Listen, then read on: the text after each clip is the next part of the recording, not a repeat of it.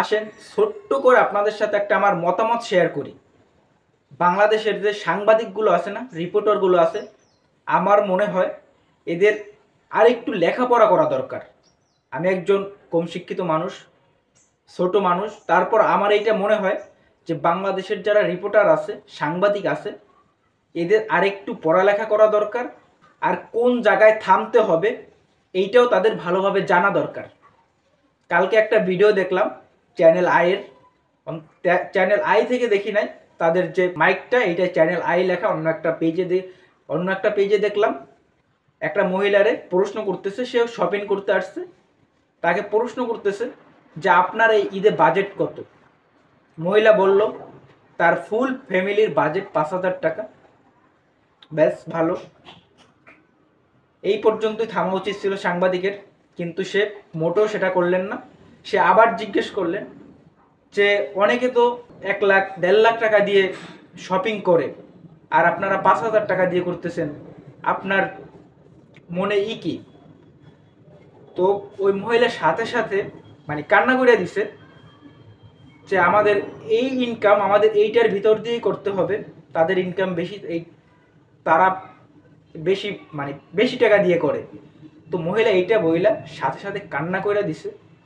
তো একটা মানুষ কি চাইলেই সাথে সাথে কান্না করে দিতে পারে? আপনি চাইলেই কি, আপনার একটা কথা জিজ্ঞেস করছে, আপনি সাথে সাথে কান্না করে দিতে পারেন? পারবেন না। ওই মহিলাটাকে আগে যে প্রশ্নগুলো করা হয়েছিল তখন থেকেই তার কান্না আসতেছিল। তো যখন এই কথাটা জিজ্ঞেস করছে যে অন্য যারা আছে কেউ কেউ 1 লাখ 1.5 লাখ টাকা দিয়ে শপিং করে, আপনি পুরো ফ্যামিলি 5,000 টাকা দিয়ে শপিং করবেন, তো এই কথাটা শোনার পর সে আর নিজেকে সামলায় রাখতে পারে না। তো বলি কি, আপনারা যারা সাংবাদিক রিপোর্টার, আপনাদের আরেকটু শিক্ষিত বা কোন জায়গায় থামা উচিত এইটা আপনাদের আরেকটু শেখা দরকার। যখন প্রশ্ন করছেন কয় হাজার টাকা আপনার বাজেট, 5,000 টাকা, শেষ। শোনার পরে এইখানে ফুল স্টপ দিয়া অন্য কারো কাছে যাওয়া উচিত ছিল, কিন্তু আপনারা তা করেন না। আপনারা মানে যত প্রশ্ন আছে আপনারা কইরা মহিলাটাকে কান্দাইয়ে তারপর ছাড়তে, এইটা উচিত না। এই যে প্রশ্ন করা, যারা কারা শপিং করছে, কারা কয় টাকা দিয়ে, এইটা আপনাদের জানা কি দরকার? কি দরকার আপনাদের জানা? কেউ 1-1.5 লাখ টাকা দিয়ে করছে, কেউ 5,000 টাকা দিয়ে করছে, কেউ করতে পারছেই না। আপনাদের কি কি মানে জানার কি দরকার? আপনারা চান যারা দোকানদার আছে তাদের কাছ থেকে রিপোর্ট করেন যে কীভাবে কেনাকাটা হচ্ছে, বেশি হচ্ছে না কম হচ্ছে, তাদের কাছে রিপোর্ট করেন, তাদের কাছ থেকে কথা শোনেন। যারা কিনতে যাচ্ছে 1,000 টাকা নিয়েও তো যাইতে পারে, কেউ 1.5 লাখ টাকা নিয়ে যাইতে পারে। তো এটা যখন আপনি ছাড়তেছেন, অনলাইনে যখন আনতেছেন, এটা তার উপর হ্যারাসমেন্ট করা হইতেছে না? না, এটা তো কারো নিয়ে কথা বলা, পার্সোনালিটি নিয়ে কথা বলা, এটা তো আপনাদের যায় না, আপনারা পারেন না।